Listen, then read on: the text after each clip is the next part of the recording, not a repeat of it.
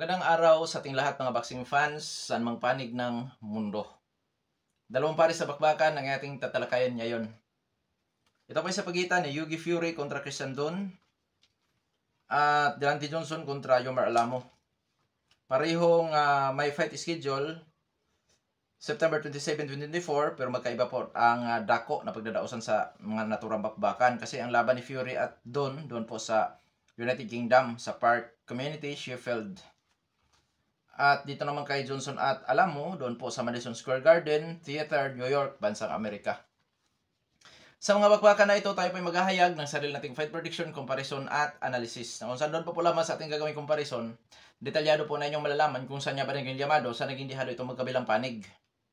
Na kung saan inaanyayahan ko rin po kayo na panoorin ang buong video at nang sa ganun makakakuha kayo ng idea sa inyong pipiliin na sa tingin po ninyo ay may malaking chance sa panalo dito po sa naturang bakbakan. Nabanggit ko kanina na magkaroon tayo ng comparison. So marapat lamang na atin ding talakayin ang kanilang mga background mula sa kanilang physical appearance, karanasan o eksperyensya sa laban, maging sa kanilang mga taglay-taglay na skills o mga galawan dahil yan po ang ating gagamiting referensya doon po sa ating gagawing comparison. Pero bago natin ito simulan, para po sa mga boxing fans na bago po lamang napadpad dito sa ating munting channel, inanyahan ko po kayo na sana suportahan po yung pamamagitan po ng pa-subscribe, like, and share. At para po sa mga boxing fans na walang sawa na sumuporta at sumubaybay dito sa ating munting channel, taos puso po nagpapasalamat sa inyong lahat. Wala po nung sports page kung wala rin po kayo mga idol. Kaya naman hindi na natin ito patagalin pa at simulan na natin. Unahin natin ang bakbakan sa pagitan ni Deontay Johnson at Yomar Alamo. So alamin muna natin ang mga background dito sa magkabilang panig at unahin natin ang sa panig ni Yomar Alamo. Bilang isang professional boxer, itong si Alamo po ay may impresibong kartada. 22 wins with 13 wins coming by way of knockout, may 2 talo at may 1 tabla.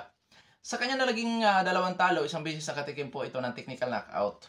May edad 29 anyos, height 5 foot and 8 inches. Orthodox ang stance, knockout ratio 59.9%. Last fight, July 19, 2024, nakasagupa si Jason Billis. Panalo ba yun na knockout decision? Itong si Yomar Alamo. Karanasan o eksperyensya ni Alamo. Sinuri ko po kung ito ba'y dating lumalaban sa Olympic o amateur, wala po tayo natatagpuan. Kaya naman dumiretso na tayo sa kanyang karanasan as a pro boxer. Nakasagupan nito si Richardson Hitchens. Diyan siya nakatikim po ng talo by referee technical decision or technical knockout. Liam Paro, talo din siya dyan by split decision. Na kung saan mga lods, future world champion pa po lamang si Paro nung sila po ay nagkasagupa. Dagdag natin si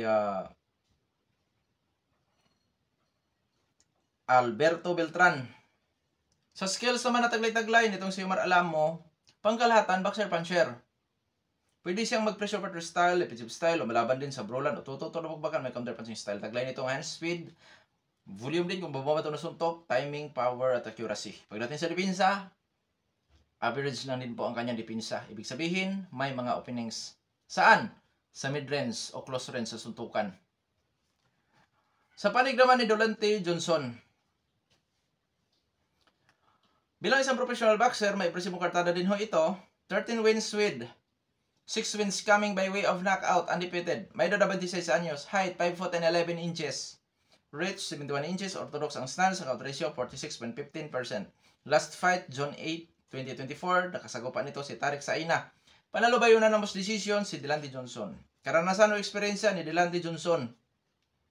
Bago ito pumasok sa pro boxing, siya po ay dating Olympian, dating lumalaban sa amateur. Gold medalist po ito noong 2016 sa Youth World Championship. 2019, bronze medalist ito sa Pan American Games. At noong 2020, sa Summer Olympic, US representative po ito mga idol. Skills, all-around boxer ito. Pwede siyang mag-pressure style pero hindi basta-basta pumapasok sa rin sa kanyang katunggali. Defensive style, back pedal, moving around sa kanyang katunggali, nagpapakawalan ng jab, mga counter. So may counter punching style din ito. At siyempre paminsan-minsan lumalaban sa brawlan o tututuro bakbakan. Pagka sinasabi natin all-around boxer mga idol, halos lahat ng galawan. Sabi ko nga, halos lahat ng galawan mayroon ito, pero may kahusayan pagdating sa technical na lalaban. Pagdating sa depensa, masasabi kong may kahusayan sa depensa ang boxingerong ito. Sabi ko nga kanina, may kahusayan sa technicalan. Na kung saan may kakayahan sa pagpapanatili sa kanyang distansya, footwork kung saan kayang mapalhis ang suntok ng kanyang katunggali. Na hindi siya mapupuruhan. Pero sa later rounds, mga idol, may mga pagkakataon na nakipagsabayan ito. Yun ang delikado sa kanya dahil may mga openings na siya dyan pagka lumalaban na sa brulan o tututong nabakbakan ang boksingerong ito. Pero lamang, malimit na siya po ay nakapabor. Kaya, yung openings na yan, delikado sa counter. Yun lang po. Pero masasabi kong may tibay ang batang ito kasi nga, hindi ko pa ito nakikitang nagugrugi. Siguro sa ibang laban na hindi ko napanood, baka napabagsak na ito. Pero sa kanyang record, malinis. So ngayon, sino llamado, Kuya Dong Sports? Okay, detalye natin para maganda. Sa edad, pareho na sa prime, 26 anyos kontra 29 anyos. Sa height, mas matangkad po si Delante Johnson ng 3 inches. At sa reach, gano'n na rin ho. Parehong orthodox. Naka-outrace ni Johnson 46.15%, 59.9% naman ang naka-outrace ni Yomar Alamo. So, lamang si Alamo sa power, pero naka kay Johnson ang height and disadvantage. Activity, pareho aktibo. Sa eksperyensya, kung sa pro boxing, lamang po si Yomar Alamo. Pero dahil sa dating lumalaban po sa Olympic o amateur, si Delante Johnson, so 50-50. Dahil hindi ko minamaliit po ang mga boksingero na dating lumalaban sa Olympic o amateur. Skills, may kalamangan po si Delante Johnson. All-around boxer kontra boxer puncher, 55-45 po yan. Kung i-convert natin sa percent. So 55 45. 55% para kay Delante Johnson, 45% para kay Yomar Alamo. Ganun lang po kakalos ang dalawang maglalaban. So ibig sabihin may laban din po talaga si Yomar Alamo kasi 55-45, maliit lang diferensya, 5% lang ho. Ayun yung 60-40, may tsansa pang manalo eh. Ito 55-45, so malaki rin ang tsansa. 5% lang diferensya. So ngayon, version ko dyan, Delante Johnson by technical knockout. Siguro early second half, magmula sa 7th round hanggang 9. Kung sakaling hindi maway sa knockoutan o kung sakaling hindi magawang may knockout ni Delante Johnson si Yomar Alamo, Delante Johnson pa rin po ang mananalo para sa akin by unanimous decision or split decision. Sa panig ni Yomar Alamo, makapiho ito sa panalo by knockout. Kung makuha niya may knockout si Delante Johnson. Kailan? Doon po yan sa late rounds dahil may pagkakataon na po na itong si Delante Johnson nakipagsabayan sa late rounds. Yun ang tsansa ni Yomar Alamo na mapuruhan niya si Delante Johnson. So, masasabi kong pinakaano ni Yomar Alamo para makapiho sa panalo, ang in-knockout niya si Delante Johnson. Siguro yun nga, late rounds, kung ito ay scheduled 10 rounds, 8 to 10. Oo. Ganyan. May chance bang manalo sa puntusan si Yomar Alamo? Volume puncher ito with power. Posible din niyang maidomina ang buong laban. Kaso nga lang, magaling, may husay kasi sa teknikalan si Delante Johnson. Baka ito yung magtatatakbo at papuntusan lamang si Yomar Alamo. Mahirap na laban ito para kay Alamo kung magkaganon. Kaya, siyempre, volume puncher ito with power, posible niya maidomina ang laban. Masasabi kong may laban. Pero yun nga, delikado pa rin siya dyan. So, kailangan talaga niya ng in-knockout itong si Delante Johnson para makapit sa panalo. Alam nyo naman, Amerikano si Johnson. Puerto Rican si Yomar Alamo. Sa Amerika gaganapin ang laban. Kung ito ay magkaroon lamang ng closed fight, closed din sa scorecard, ay alam nyo nang ibig kong sabihin mga idol. Delikado si tagilid si Alamo dyan sa politika.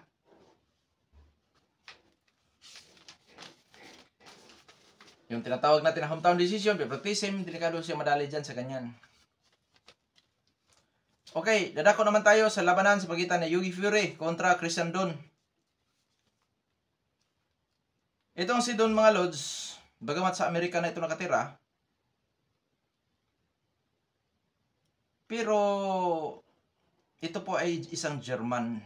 Tapos dadayo siya doon sa bansang United Kingdom, so dayo siya dito. Alamin muna natin ang background dito sa magkabilang panig at unahin natin sa panig ni Christian Dunn. Si Christian Dunn po ay may impresibong kartada. 9 wins with 7 wins coming by way of knockout na isang talo. Ngunit wala pa naitalang tabla. May edad na 32 anyos at ang height nito ay 6 foot and 9.5 inches. Mas matangkad pa yata ito kay Tyson Fury. 6 foot and 9 lang si Fury. Ito 6 foot and 9.5. Grabe tangkad dito ah. Orthodox ang stance, knockout ratio 77.78%. So, knockout artist. Last fight, January 2024. Nakasagupan dito si Jason Bergman. Panalo by third round, technical knockout itong si Christian Dunn. Eksperyensya o karanasan ng boksingerong ito. Nakasagupan dito si Curtis Harper. Diyan sa nakatikim po ng talo by majority decision. At nakasagupan niya si Jason Bergman na kung saan kung ikumpara sa kanya mga idol, mas veterano po si Bergman. Skills. Malibit yung nakikita ito, pressure. Laging mabante. At nagpakawala ito ng sunod-sunod na mga kombinasyon. Pagdalangan ni yakap. Lumalaban din sa brulan o tuturo boxer puncher. Pero iba lang ito mga lods kasi alam nyo naman pag heavyweight mabagal. Oo, mabagal. Volume puncher, timing, power, accuracy. Pagdating sa depensa, yung kanyang tangkad lang po talaga ang nagpapahirap sa kanyang tunggali. Wala itong head movement, open. So, yung tangkad kasi hindi siya basta-basta naaabutan mga idol. Pero open ito. Sa panig naman ni Yugi Fury, bilang isang professional boxer, may presimo kartada din ito. 28 wins with 16 wins coming by way of knockout. May 3 talo. Ngunit wala pa na talang tabla. Sa kanyang 3 talo, sa puntosan lamang natatalo ito. May edad na 30 anyos. At ang height, 6 foot and 6. Orthodox ang stance. Knockout ratio, 57.14% power puncher. Last fight, May 11, 2024. Nakasago pa si Patrick Corti. Panalo by second round technical knockout si Yugi Fury. Eksperyensya, nakasagupa nito si Alexander Povetkin. Na kung saan dating world title challenger po yan ni Anthony Joshua. Josie Parker. Si Kubrat Pulib. Nakasagupa din ito.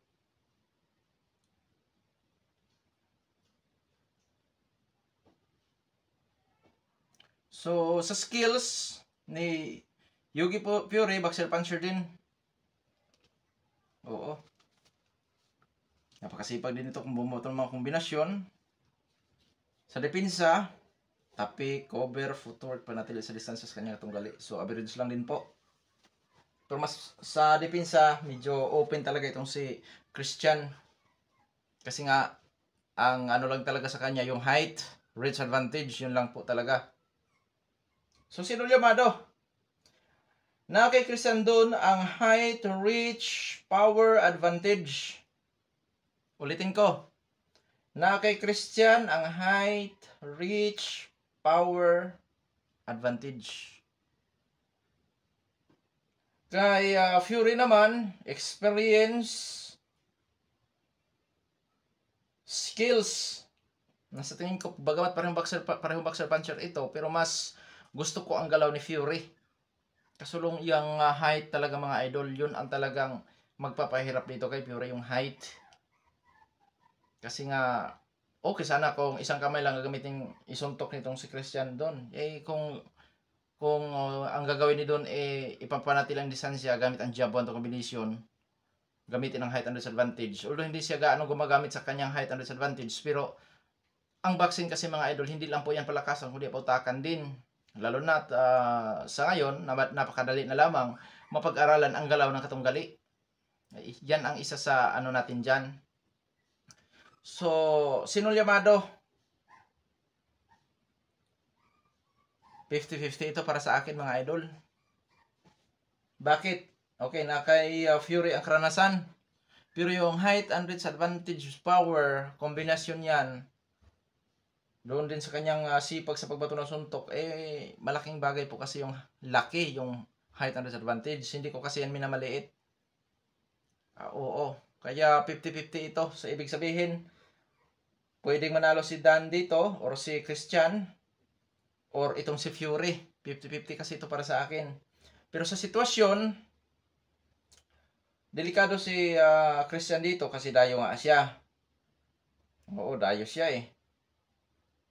At sa ranking naman yata, lalo na sa box rake, layo ang agwat. 33 out of 1,510. Itong si Fury, 165 out of 1,510. Si Christian Dunn. Kaya masasabi kong diyan sa ranking, malayo. Kaso lang yung laki nga nito, yun nga talaga ang isa po sa aking maano dyan, kaya sinabi kong 50-50. Kasi yung laki, tangkad, kung gamitin talaga yan ni Christian, mahirap na laban ito kay Fury, mga idol. Lalo na kung kahit lang magpakawala ito ng mga jab. Kasi sa diferensya nila sa height, 3.5 inches. Napakalaki po niyan pagka nasa mga heavyweight division. Kaya delikadong laban ito kay Fury. Pero ganun pa man, sa aking prediction, Fury ako dyan by unanimous decision or split decision. Pero dahil sa may mataas na knockout ratio din si Fury, which is umabot po sa 57%, so given ang knockout. Oo, given ang knockout na kung saan posible niya makuha yan. Dahil nga sa openings nitong si Christian Dunn na kung saan di malayong makuha din ni Fury ang matimingan sa kakulangan sa dipinsa itong matangkad. Dahil yung 3 inches na yan, imposible hindi rin naaabot yan mga lod sa mid-range sa suntukan. Lalo na sa heavyweight division naman ito. Alam naman natin na iba ang galaw sa heavyweight division doon po sa mga flyweight, bantamweight, featherweight, iba ang galaw. So mas maliksi kung gumalaw ang mga maliliit ikumpara sa malalaki. Pero ang sa malalaki, hindi porket isang suntok lang kasi kailangan nila eh. Kaya magpatulog ng katunggali. Ganon ka delikadong labanan dito sa heavyweight division. So sa panig ni Christian Dunn, gamit ang kanyang height and disadvantage, hindi po yan kagulat-gulat na manalo by knockout. At kahit sa puntusan, nakadepende po yan sa kanya kung kanyang gagamitin niya ang kanyang mga advantages. Height, reach advantage, combination sa power, kung gagamitin po niya yan, panalo siya dito. Kaya nga 50-50. Oo, may panalo, may tama siya dyan. O kaya niyang ipanalo ang laban. Kaso nga lang, yan kung kanyang gagamitin ang kanyang mga advantages. Lalo't dayo siya dito. Kasi kung gamitin niya yan, mahirap na laban ito para kay Fury. Bagamat, pabor ako kay Fury dito na mananalo para sa akin by split decision or unanimous decision, given ang knockout. Kasi nga, mataas din naman ang knockout ratio ni Fury. Pero yun nga, kung gagamitin naman ni Christian Dunn ang kanyang height and disadvantage with power, kahit jab-jab laman ito kombinasyon, basta ipanatili niya ang kanyang distansya. Delikado si Fury ma-knockout din dyan. Siyempre, mataas ang knockout ratio din itong si Christian Dunn. So, mga lods, nasa inyo na po kung kanino kayo dyan. Dahil yung height and disadvantage, importante po yan sa boxing. Lalo na nitong si Christian Dunn, napakatangkad po. 6'9.5 inches. Tapos, laki pa. Kaya masasabi kong, bagamat Fury ako, pero delikado si Fury dyan. Dahil nga sa laki at tangkad nitong German fighter na si Christian Dunn. Abangan natin, magandang laban din po ito. Hanggang dito na lamang ito mong Sports PH. Maraming salamat po.